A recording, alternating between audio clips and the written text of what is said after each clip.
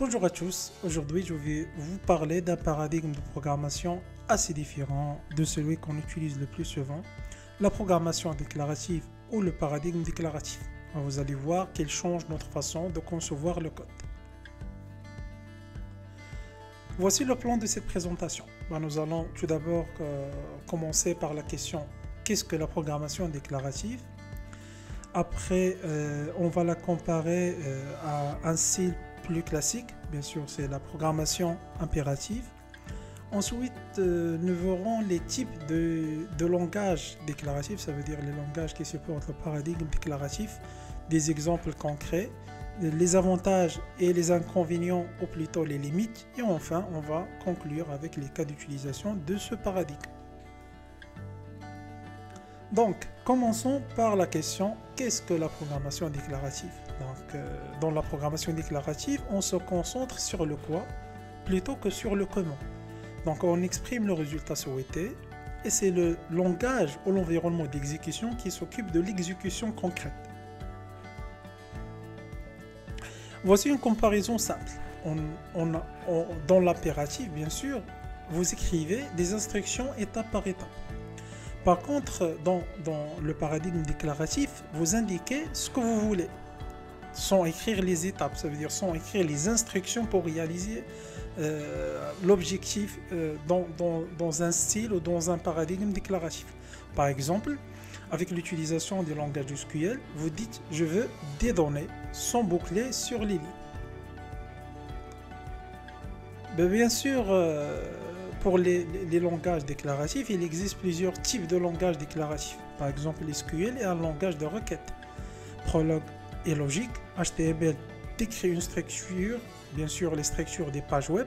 Et même le langage CSS est déclaratif, car on décrit le style souhaité, pas comment l'impliquer.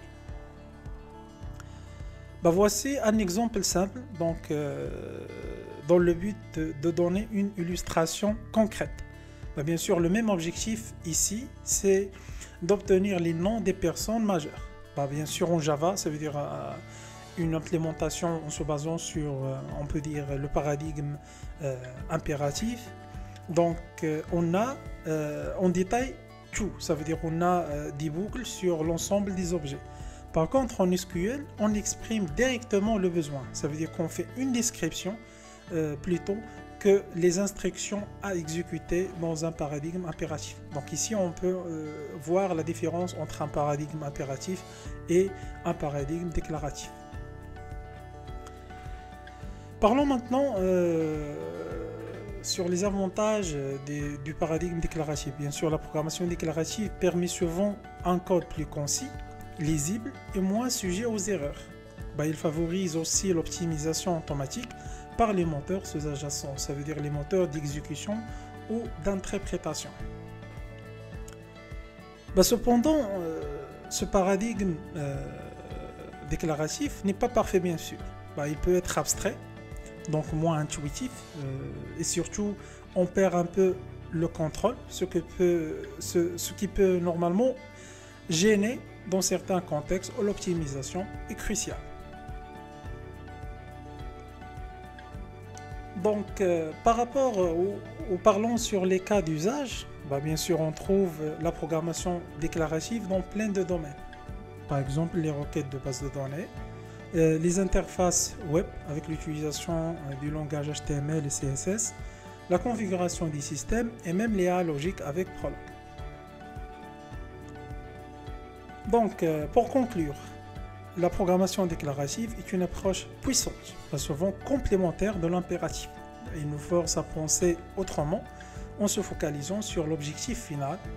Elle est déjà partout dans les bases de données, le web et bien plus.